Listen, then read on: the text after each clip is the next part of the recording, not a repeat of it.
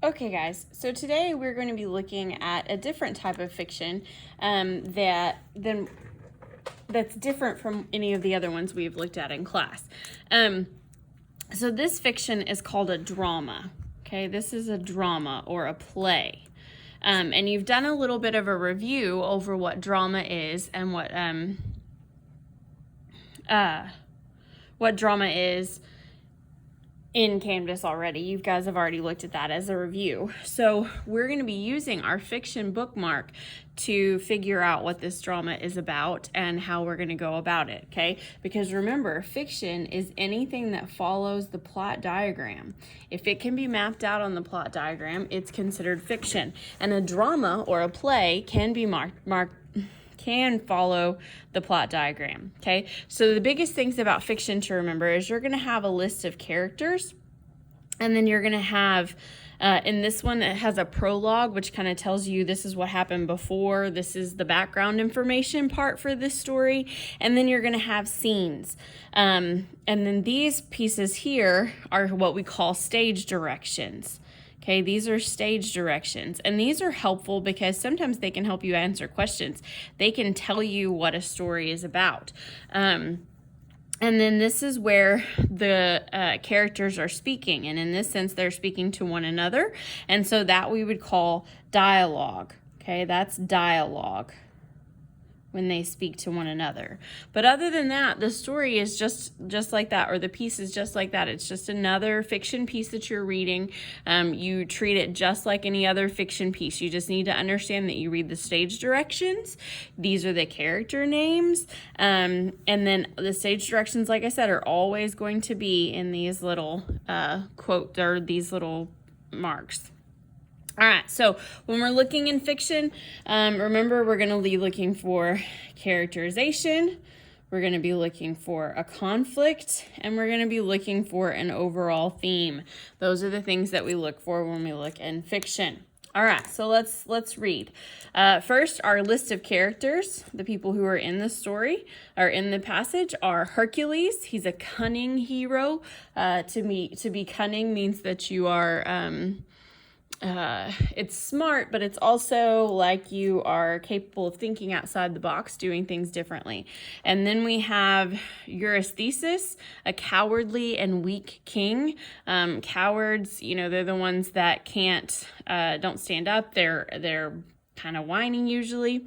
All right. And then we have Aegeus, a wealthy king known for his large herd of cattle. We have Iolaus, the nephew of Hercules, and we have the guard, who is just a sentry in the palace. He's just protection, right? He's like the bodyguard, right? All right, so our prologue, our before information, what you need to know to be able to understand the story. Hercules is the son of the great god Zeus, and Alcmene, a human woman.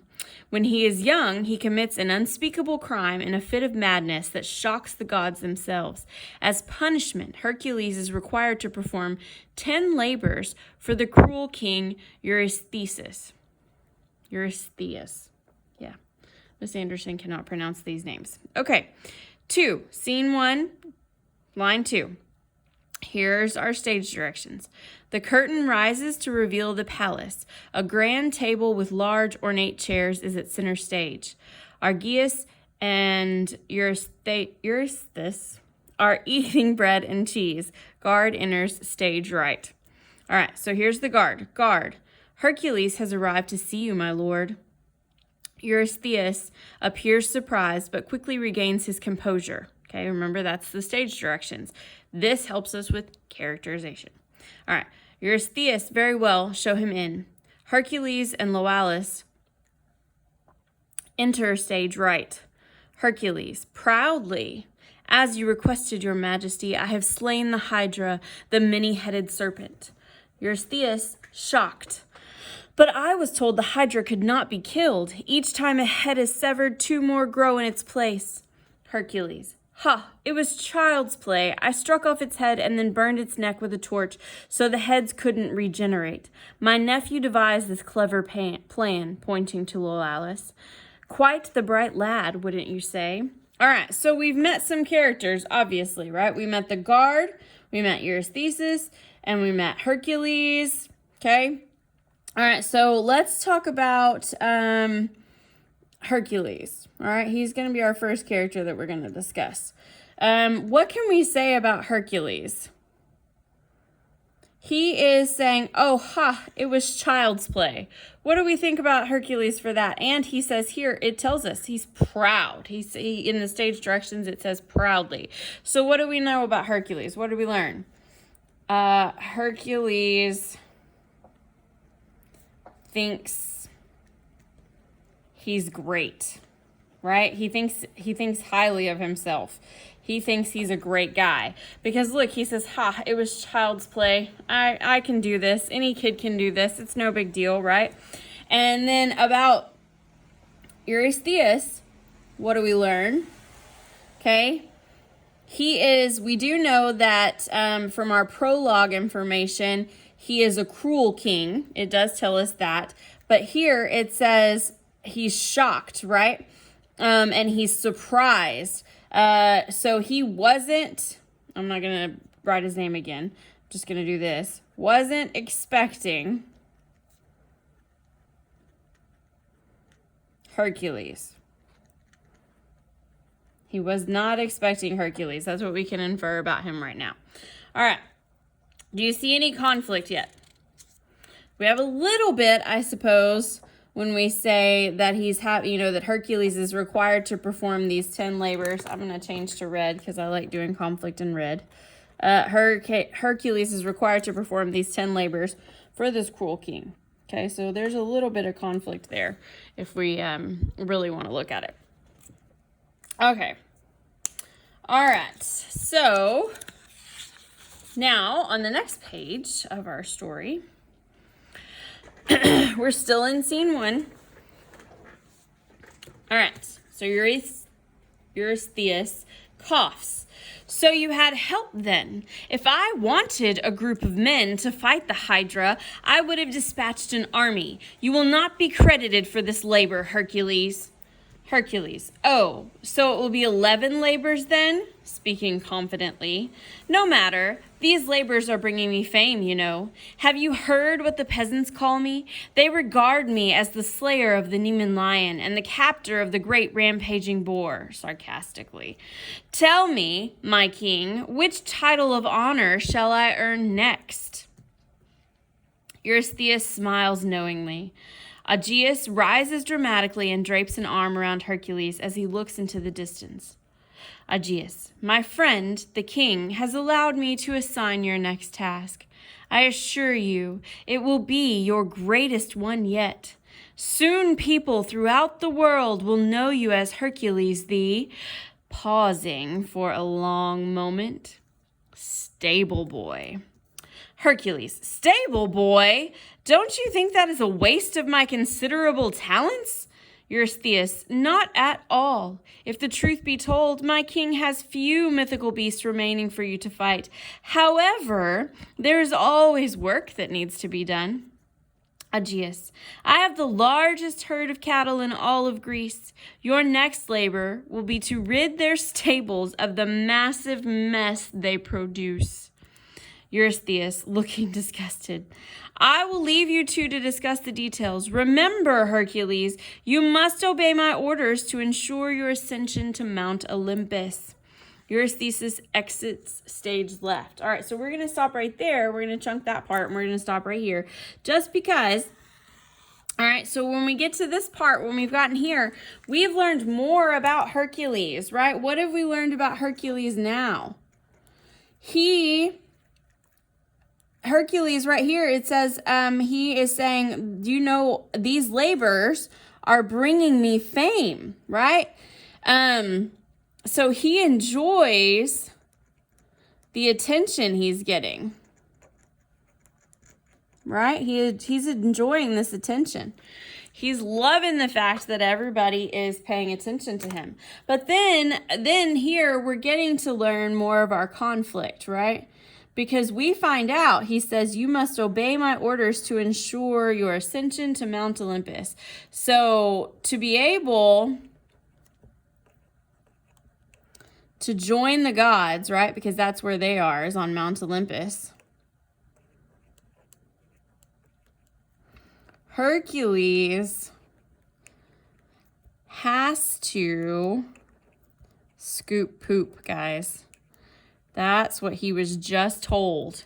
He's going to be a stable boy. He has to clean up all this massive mess that they produce, right? That means he's going to be scooping poop. How gross is that? All right, so there's his conflict. Okay. Aegeus, speaking in a mocking tone. You, Hercules, will perform the back-breaking work that would require the full attention of my servants for several months. While enduring the stench of manure, you will scrub the stables and rid them of the offensive filth that accumulates after years of neglect. When you finally complete the job, you will be tired to the bone, reek repulsively, and be splattered and stained with the most disgusting waste. Ugh. Hercules, arrogantly, a few months? Bah, I will finish this labor in one day and return to the noble labor of slaying monsters, brushing off the task with a wave of his hand. Aegeus, with contempt. Hercules, if you restore my stables to a flawless condition, I will bestow upon you 1/10 of all my cattle. Hercules, I believe, Aegeus, you have yourself a deal. Aegeus exits stage left. All right, so Hercules, he is not at all concerned. He is arrogant, right? We know that because it tells us that he is. He is arrogant, and says that he will be done in one day. Says that he can do it all, right? And in no time, he will be back slaying dragons, right? And Aegeus makes a deal with him, right? They have a bet going on now. Okay? All right. Now we are on 24. Iolaus, one day, do you have any idea how disgustingly foul thousands of cattle can be? Hercules, have no worries, nephew. I have a plan. The curtain falls. Okay, so this is the end of the scene. So this would be like the end of the chapter. A scene is kind of like a chapter. All right, so let's read all of scene 2. Scene 2. The curtain rises to reveal the estate of Aegeus. At stage right is a huge stable which extends far into the distance. Hercules is at center stage, digging a wide trench. Aegeus and Eurystheus are looking on. Aegeus, I think this task has driven your man insane. He has been here all morning and has not even stepped foot into the stables. Eurystheus, shouting, Hercules, have you gone mad? Hercules, just wait. When I connect this trench to the river, the rushing water will eliminate the filth from the entire stable. Aegeus, I predict you will owe me cattle. Hercules completes the trench and steps aside, allowing a rush of water to wash the stables clean. Eurystheus, Aegeus, what do you make of this? Aegeus, I bargained with Hercules, and it appears he has outwitted me. Eurystheus, Hercules, I cannot permit you to be rewarded for this labor. Remember, your tasks are punishment. Once again, this task will not fulfill your obligation. Hercules sighs and bows his head in despair. Hercules, do my labors now number 12? Eurystheus, so it seems. What is it going to take for you to learn that your penalty must be paid with effort and not cunning? Eurystheus and Aegeus exit stage left. Hercules follows behind as the curtain falls. Okay, our epilogue. Eventually, Hercules completes the remaining labors required to be absolved of his crime. The rest of his years on Earth are filled with many adventures before he joins the gods on Mount Olympus. All right, so what do we learn about Hercules? Okay, he's cunning. Cunning, right? Hercules is cunning. And smart. He comes up with this idea and he's able to outwit Aegeus. So he solves his conflict solves his conflict by building a trench, right? So it says here, Hercules completes the trench and steps outside to wash the stables clean, right? Solves his conflict by building this trench.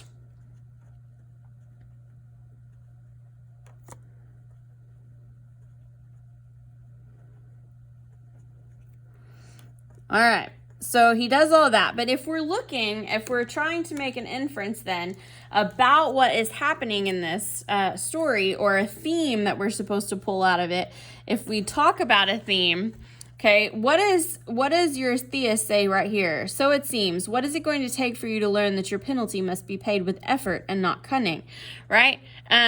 So in this, we find that Hercules, he's got to learn that, I guess you could say, if you do the crime, you do the time, right? Because he keeps trying to think that he can get out of it by being smart, but it takes hard work, right? So another theme could be hard work is as important as being smart. Okay, so I mean, that was really cool and really smart of Hercules to do that, but he didn't fulfill his obligation. He didn't do the time, the hard labor that he was supposed to. All right, so you're gonna have a short quiz over this passage, and then we are going to be taking a test in this class in 2 days. So you won't be taking it today or tomorrow. You'll be taking it on Thursday. Okay, it's going to be a CBA. So pay close attention. Tomorrow we'll have review. Bye, guys.